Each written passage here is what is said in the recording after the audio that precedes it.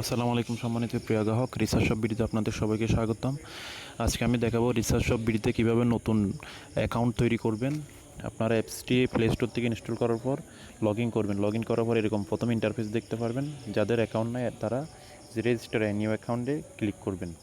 Register new অ্যাকাউন্টে click করার পর এখানে আপনাদের নাম বসাবেন। আমি একটা নাম দিলাম যে আসিফ। এখানে আপনাদের মোবাইল নাম্বারটি বসাবেন, যেমন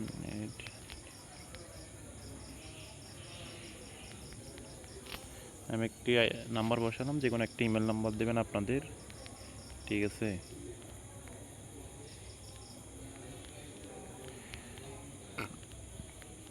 একটা ইমেল নাম্বার বসাবেন। তারপর হচ্ছে এখানে একটা আইডি কার্ডের নাম্বার বসাবেন। ডেট অফ বার্থ সিলেক্ট করবেন। ঠিক আছে, আমি আমার ডেট অফ বার্থটা সিলেক্ট করে দিলাম। তারপর 1 থেকে 6 পর্যন্ত যে কোনো একটা পাসওয়ার্ড বসাবেন আপনার নিজের পছন্দের মতো। যে কোনো সংখ্যা বসাতে পারেন। আমি 1 থেকে 6 দিলাম। পিন পাসওয়ার্ড সর্বদা সেম দেওয়ার চেষ্টা করবেন। এখানে আছে, তারপর দেখতে পারেন সিলেক্ট ডিভিশন, আপনি কোন বিভাগের। মনে করেন চট্টগ্রাম। ঠিক আছে, তারপরে হচ্ছে ডিস্ট্রিক্ট দেবেন, কোন ডিস্ট্রিক্টের আপনি। চট্টগ্রামের কোথায় আছে, আমি চট্টগ্রামে, মনে করেন আমার চট্টগ্রামে আছি।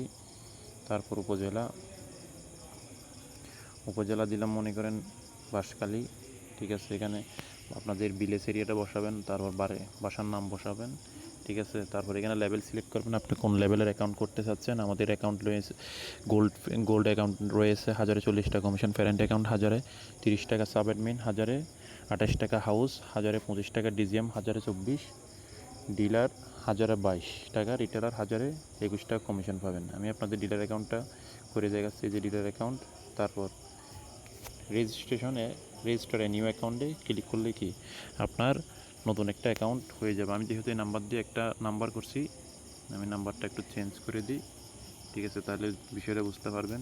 ঠিক আছে, এই যে রেজিস্টারে নিউ অ্যাকাউন্ট, আমার একটা অ্যাকাউন্ট তৈরি হয়ে গেছে।